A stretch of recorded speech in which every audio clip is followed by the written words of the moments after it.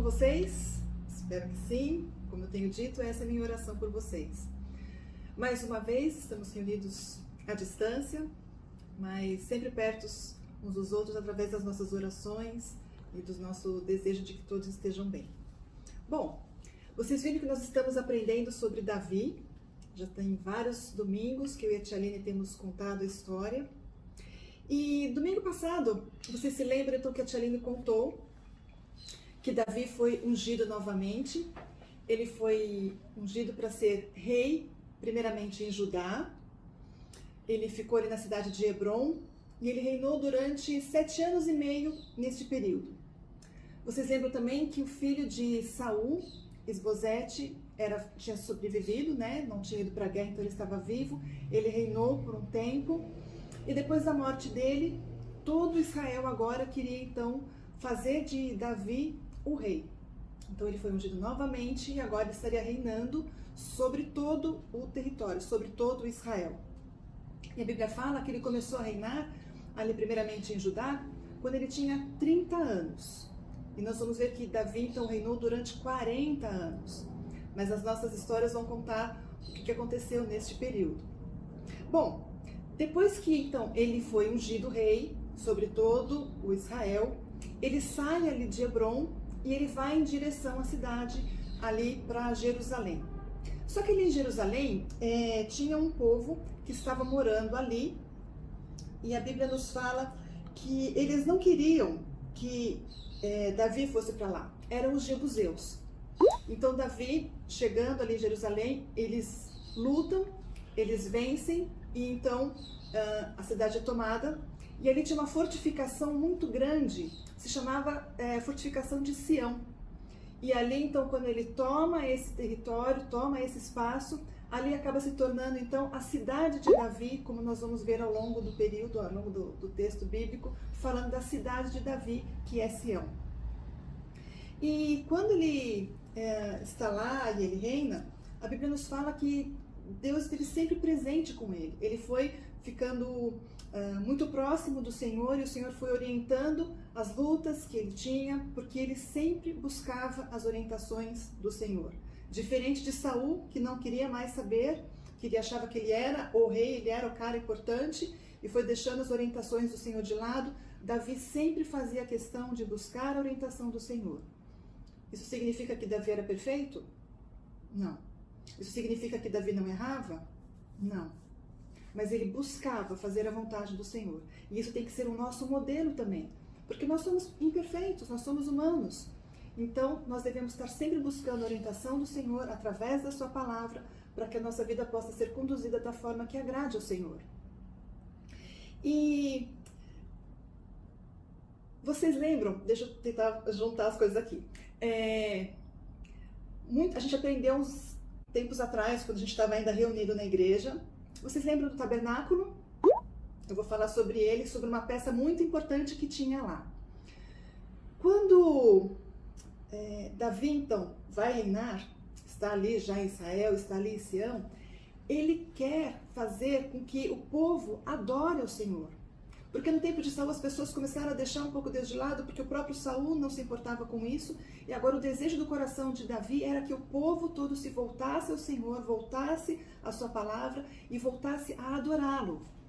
E uma das maneiras que a gente via a presença do Senhor, vocês que estudaram o tabernáculo comigo, aonde que era que a gente via, qual objeto que a gente via que a presença do Senhor estava sendo colocada ali? Vocês lembram? Deixa eu colocar aqui para vocês primeiro, para vocês lembrarem do todo o tabernáculo, do que nós aprendemos. Lembram aqui? Então tínhamos o átrio e o tabernáculo é essa parte aqui. Vocês lembram o que tinha dentro? Vou dar um tempinho para ver se vocês conseguem lembrar. Quais eram os objetos que estavam aqui? Lembraram? Então vamos lá.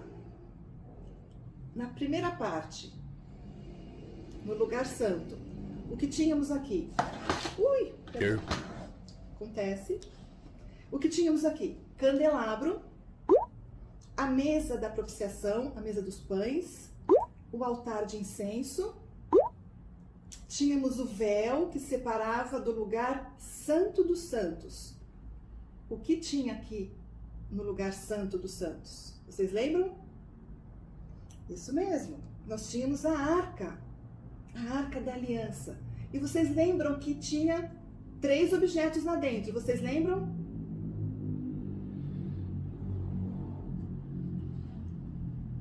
Quem disse? A tábua dos mandamentos, acertou. Nós tínhamos um pote de ouro com o maná e nós tínhamos também a vara de Arão que floresceu. Vocês lembram o que aconteceu com a arca? Temos que voltar um pouco também da nossa história para trás. Quando Samuel era pequeno ainda. Vocês lembram que ele morava no templo com o profeta Eli.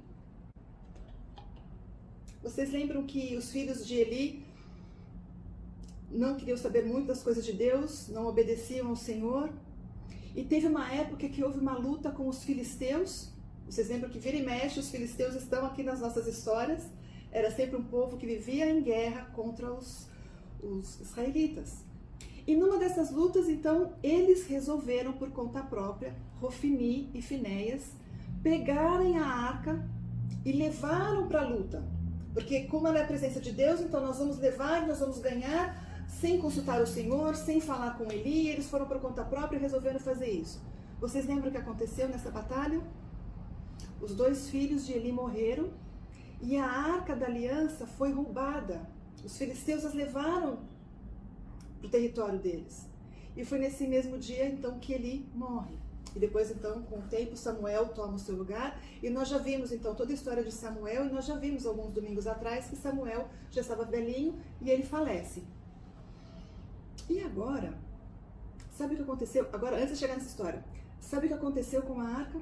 Enquanto estava ali com os filisteus, eles começaram a ter um monte de problemas. E eles resolveram, nós não queremos mais isso aqui. Porque isso aqui realmente é deles, Deus está contra nós. E eles tiraram a arca do meio deles, colocaram num carro que foi levado por bois, e levaram e deixaram na casa de um homem chamado Abinadab. E essa arca ficou ali por um tempo. Então agora Davi, como rei, ele querendo que todo o povo adorasse o Senhor, ele quer então trazer a arca de volta ali para Israel, para o tabernáculo que eles então tinham montado ali. Então, o que ele pede? Para que a arca venha da casa de Abinadab para Sião, para que eles possam então colocar ali no tabernáculo. Vocês se lembram que a arca precisava ser transportada de uma maneira correta. Toda a instrução está aqui na palavra do Senhor. E vocês lembram quem podia carregar a arca? Os levitas.